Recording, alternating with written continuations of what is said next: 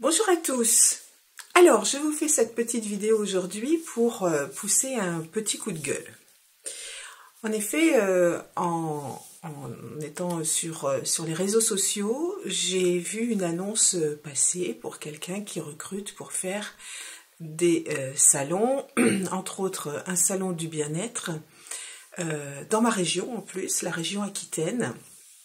Donc des salons qui se passent autour de Langon, Bordeaux, Casteljaloux, voilà, dans ce secteur.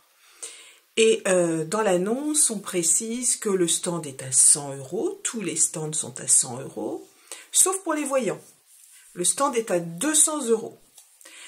Alors, cela m'interpelle, puisque c'est la première fois que je vois ça. J'ai fait beaucoup de salons et j'ai jamais vu ça. La seule différence de prix qu'il y avait entre les stands, c'est le métrage.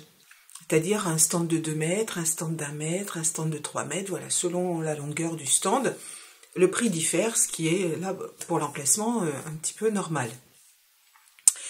Donc, du coup, je mets un post sur mon Facebook en disant « J'aimerais avoir l'explication. Il faut qu'on m'explique pourquoi cette différence de prix, parce que c'est du 200%. De 100 €, on passe à 200 € pour les voyants. » Donc, la personne, plutôt que de me répondre gentiment, a préféré me bloquer.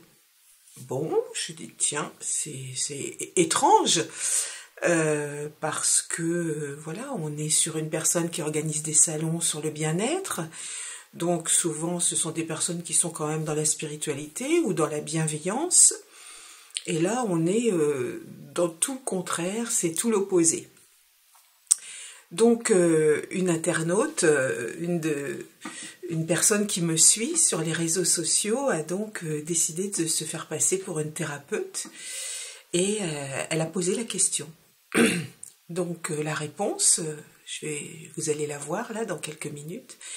La réponse est que les voyants gagnent plus d'argent que les thérapeutes.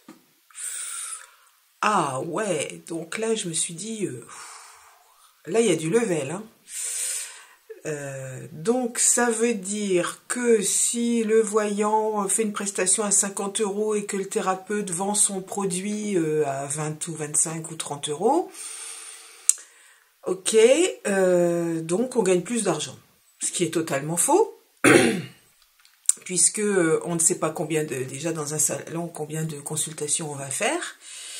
Imaginons que je fasse, je sais pas, 10 consultations à 50 €, certes 500 € de chiffre d'affaires, et non pas de bénéfice, puisque là-dessus il va falloir retirer les charges sociales, le prix du stand et les frais annexes. Et la personne qui est thérapeute, qui va vendre ses produits ou qui va vendre son bol tibétain, etc., peut gagner effectivement beaucoup plus.